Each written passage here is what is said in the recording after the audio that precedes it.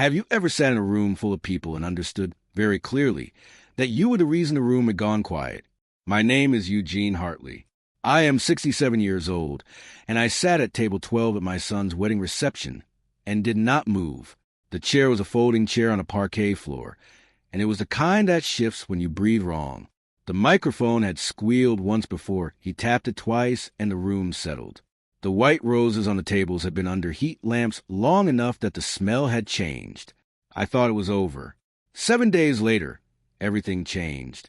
Welcome back to Dad's True Revenge, where the steadiest hand wins every time. If you ever kept going when everything said stop, this story is for you. Drop a comment and be sure to subscribe. You're going to love it here. My name is Eugene Hartley. I am 67 years old, and I live at 211 Maple Ridge Road in Beckley, West Virginia, in a house I have owned since 1984. I worked at the Beckley paper mill on Commerce Street for 22 years as a shift supervisor, the last 9 of those on a rotating overnight cycle, and I retired 4 years ago with a pension and a record that included 0 safety violations across 2 decades of floor supervision. I know how to be in a room where the noise is constant and the work requires your full attention, and there is no one watching to confirm you are doing it correctly. You do it correctly because that is what the work requires. My wife Louise died on April 3rd, 9 years ago. She was 59. She had a cardiac event on a Tuesday morning in the kitchen at Maple Ridge Road, and she was gone before the ambulance arrived. I had been on overnight shift, and I came home at 7:03 a.m., and I found her. I do not discuss this in detail. What I will say is that Louise was the person in our house who made the interior of things visible, who said the word love without needing it to be the right moment, who called Nathan every Sunday without being asked, who knew which of his teachers was unkind and which coach he trusted. After she died, I did not know how to be those things. I did what I had always done. I showed up. I paid the bills. I kept the house. Nathan was 31. He had his mother's eyes and my stubbornness, and a story about his childhood that I did not fully recognize but had stopped trying to correct. The story was that I had been present in the house, but absent everywhere that mattered. He had said versions of this to me twice. Once at 32 months after Louise died, when the grief was still raw, and I understood that grief turns outward before it turns inward, and once 2 years later, in a phone call that lasted 11 minutes, and ended when he said he needed some space, and I said I understood. I did understand. I also knew that Nathan had never once asked me why I had worked overnight shifts for 11 years, and I had never told him. The reason was Louise. Nathan started school in September 1992, and Louise had said quietly that she would like to be the one to take him. She said the way she said things she considered important. Once, without elaboration, I was on the day shift at the time. I transferred to the overnight rotation the following month, and I stayed there for 11 years, which meant I was home when Louise left with Nathan at 7:03 a.m., and asleep when she brought him home, and awake again in the evening to make dinner before I left the mill. At 9:41 p.m., Nathan believed I worked nights because the shift differential was better. The differential was better. That was not the reason. I had been buying savings bonds since October of 1986. Nathan was born in October. The first bond was a $500 face value Series E, purchased at the First Community Bank branch on Harper Road in Beckley, made out to Nathan Hartley as beneficiary, with me as co-owner. I bought one every year for 18 years. The amounts varied. Some years $500, some $1,000. But I never miss a year, even in 2009 when the mill cut over time and the household budget ran tight. I paid for the bonds the way I paid for everything in those years, before I paid for anything else. By 2004, when Nathan graduated from Woodrow Wilson High School, and I stopped buying new ones, the portfolio had 12 bonds with a combined face value at maturity of $47,200. I kept them in a craft envelope in the fireproof lockbox in the study at 211 Maple Ridge Road. The lockbox had a combination I had set in 1986 and never changed. Louise knew the combination. Nathan did not know the bonds existed. I had driven Nathan to Little League practice on Route 19 for 4 seasons, 1993 through 1997, twice a week, in a truck that needed the exhaust looked at for 2 of those seasons, but which I did not take in because the repair would have cost $340, and I was already paying for Nathan's equipment and the league fee and Louise's car insurance. I attended every parent-teacher conference at Woodrow Wilson High School. While working rotating shifts, I have the conference slips in the filing cabinet in the study, signed and dated, going back to 1999. In the fall of 2011, when Nathan started at Concord University in Athens, I paid his first-year dormitory fees, $6,800, by check drawn on a household account, and I did not tell him where the money came from because I did not think the source should be part of the transaction. In the 2 years before Louise died, I drove her to cardiac monitoring appointments at Raleigh General Hospital every third Thursday. The appointments were at 2:52 p.m. I left the mill at 2:15 and drove 40 minutes, and waited, and drove her home, and went back to the mill for the overnight. I did this for 22 months. Louise told me once in the truck on the way home from one of those appointments that she thought I showed love the way a foundation shows love. You don't see it, but nothing stands without it. I kept my eyes on the road. I did not say anything. I have thought about that sentence many times since April 3rd. The wedding was in March.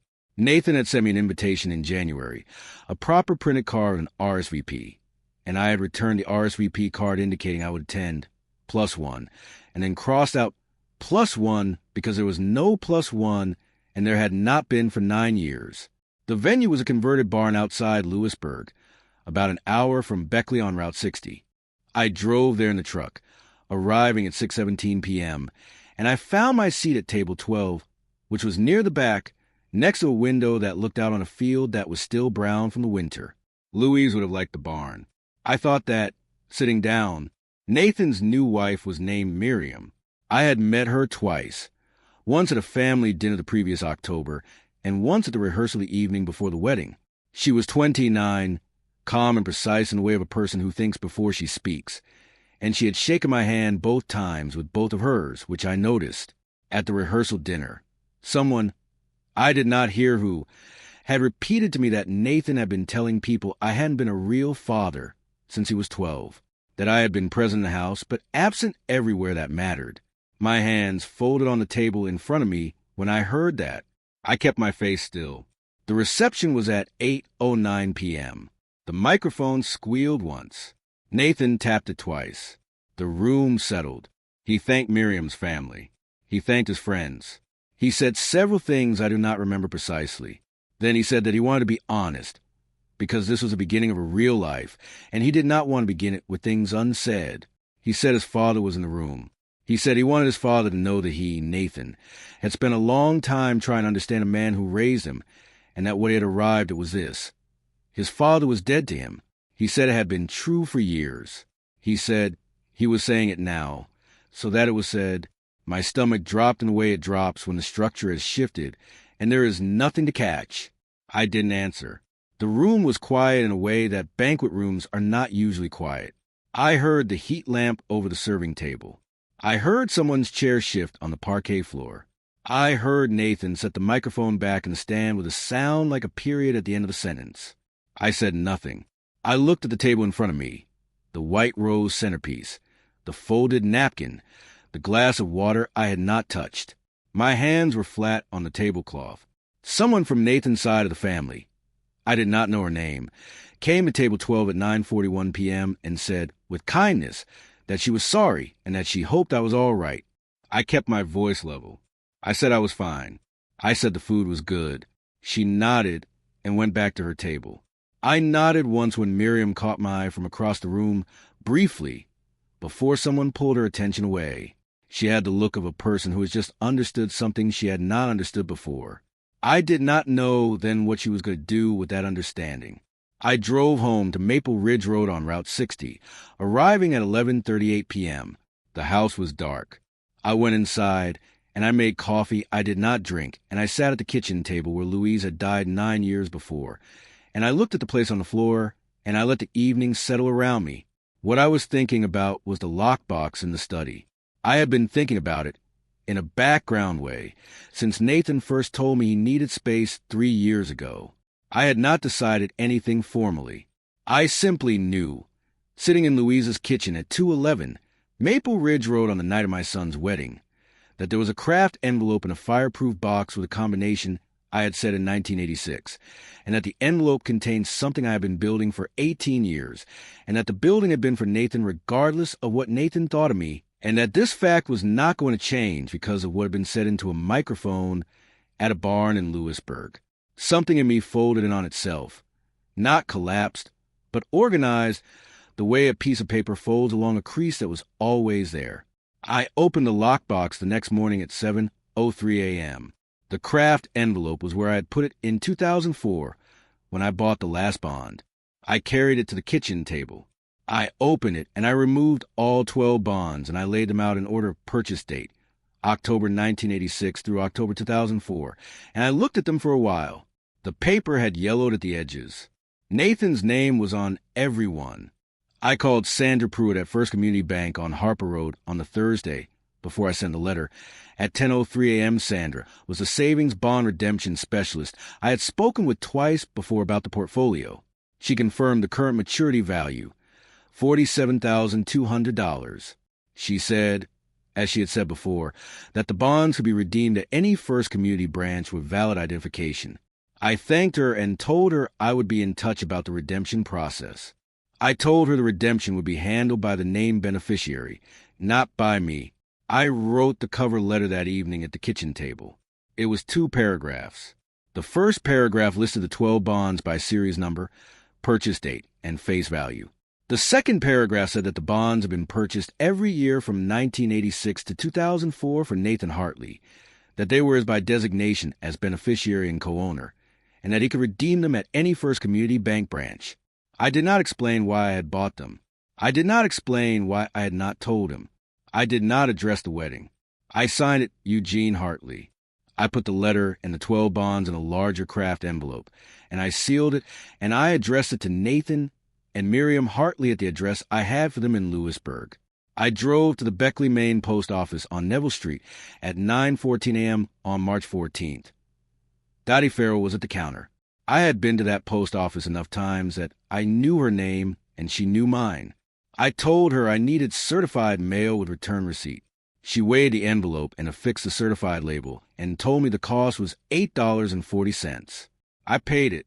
She handed me the receipt and the tracking number. I thanked her. I drove home. The certified mail tracking showed delivery confirmed at 11:38 a.m. on March 17th. Miriam called me at 2:52 p.m. that same day. She said, "Mr. Hartley." She said, "We received your letter." I said, "I know." I said, "Are the bonds in good condition?" She said they were. She said she had not known about them. I said I understood.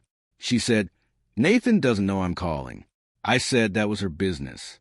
She said, "Mr. Hartley, Nathan told me the other day that when he was 9 years old, you stayed up all night to build him a model of a paper mill out of balsa wood for a school project, and that it was the best thing anyone had ever made him, and that he has never told you that." My throat did not move for a moment. She said, "I don't know what happened between the two of you, but I want you to know I'm going to show him the letter. All 12 of them." I said, "That's good." She said, "Will you come to dinner?" I said I would think about it. I hung up, and I sat at the kitchen table, and I looked at the receipt from Dottie Farrell on Neville Street, and the return receipt card that had come back in the mail the previous afternoon with Miriam's signature on it. The line went quiet in the way a house goes quiet after a phone call that has changed the temperature of the air.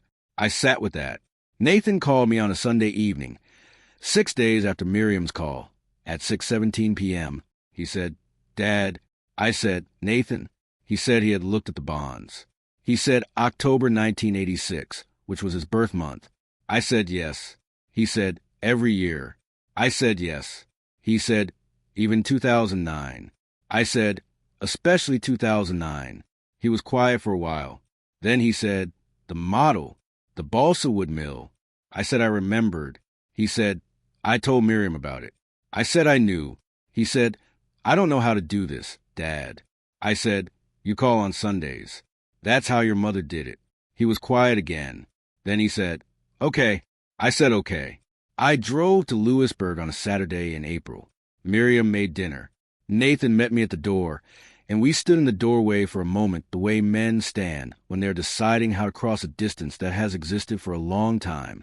Then he stepped back, and I came inside, and we ate at the kitchen table and talked about things that were not the wedding and things that were. Eugene Hartley, 67 years old, and still adding up. A quiet man's provision doesn't stop when a room goes silent. It was already there before anyone knew to look. The smell of white roses under heat lamps. The sound of a microphone tapped twice. 12 savings bonds in a craft envelope. I want to ask you something before you go. If you had been sitting at table 12 that night, if you had heard those words spoken into a microphone in front of 94 people, what would you have done with the 7 days that followed? Leave that in the comments. And if you have ever built something quietly for someone who didn't know you were building, this story was for you. If you like this story, join our community by hitting that like button and subscribing for more real, raw, and family-centered stories. And as always, thank you for being a part of this sphere.